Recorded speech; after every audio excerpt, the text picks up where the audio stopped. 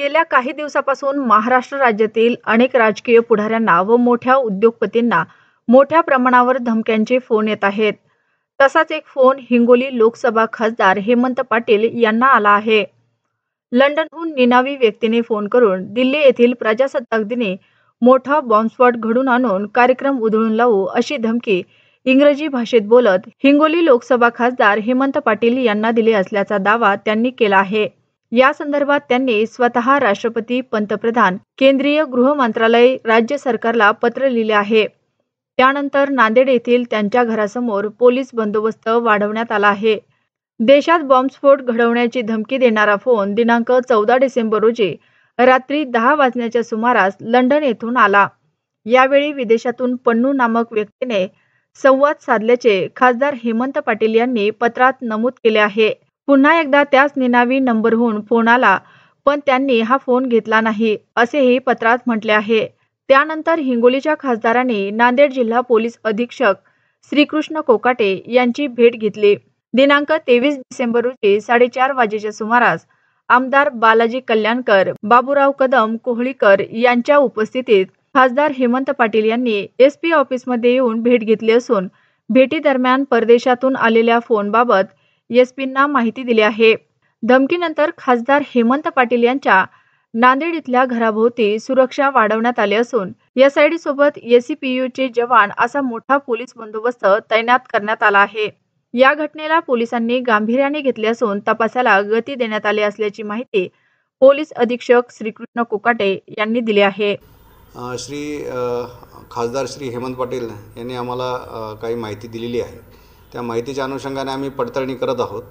त्यामध्ये त्यांना काही विदेशातून फोन आलेले होते। त्या विदेशातून आलेल्या फोनमधून त्यांना काही सतर्कता किंवा काही सूचना किंवा काही धमकीबाजा माहिती देण्यात आलेली आहे। त्या अनुषंगाने आम्ही खात्री करत आहोत।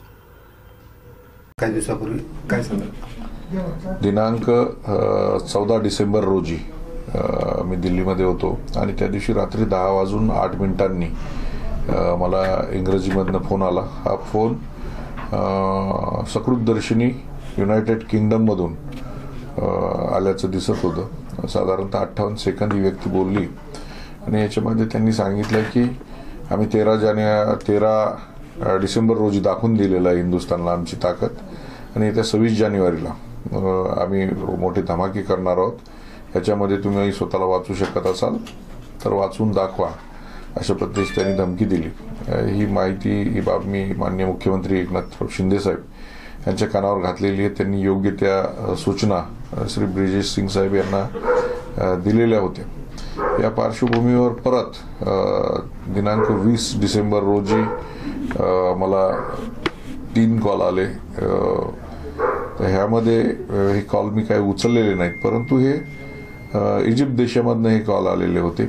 मग ही लेखी स्वरूपात ही माहिती मी लोकसभा अध्यक्ष, देशाचे पंतप्रधान माननीय नरेंद्र मोदीजी, राष्ट्रपती मुर्मूजी आणि गृहमंत्री यांच्याकडे लेखी स्वरूपामध्ये दिलेली आहे। आणि या संदर्भामध्ये काल नांदेड जिल्ह्याचे पोलीस अधीक्षक यांची भेटसुद्धा घेतलेली आहे। कारण माझ्या 38 वर्षाच्या राजकारणामध्ये मोठा काळ हा माझा नांदेड जिल्ह्यामध्ये राहिलेला आहे। 12 वर्ष मी शिवसेनेचा जिल्हाप्रमुख होतो आणि या काळामध्ये 3दा प्राणघातक हल्ले माझ्यावरती नांदेडमध्ये झालेले आहेत। त्याचबरोबर नांदेड शहरामध्ये व्यापाऱ्यांकडून, डॉक्टरांकडून, ट्युशन क्लासेसवाल्यांकडून जे काही मोठ्या प्रमाणामध्ये खंडणीखोरी होत आहे याच्यामध्ये जाहीर भूमिका घेणारा मी एकमेव त्या काळातला आमदार होतो। त्याचबरोबर नांदेड शहरामध्ये मोठ्या प्रमाणामध्ये ट्युशन क्लासेससाठी बाहेर गावातील विद्यार्थी येतात। या विद्यार्थ्यांचे मोबाईल काढून घेणं, लॅपटॉप काढून घेणं, त्यांना मारहाण करणं अशा करणाऱ्याही मोठ्या टोळ्या होत्या। या टोळ्यांमधल्या सदस्यांना मी पकडून त्या काळच्या पोलीस अधीक्षकांकडे हवाली केलं होतं। तर अशी काही पार्श्वभूमी आहे का, तर हे सुद्धा तपासण्याचं काम नांदेड जिल्ह्यातले पोलीस करत आहेत। या पार्श्वभूमीवर काल अधीक्षकांशी चर्चा झालेली आहे। सर, किती वेळेस आपल्याला कॉल आला? साधारणतः मला 14 तारखेला एक वेळ आला आणि 20 डिसेंबरला 3 कॉल आलेले आहेत।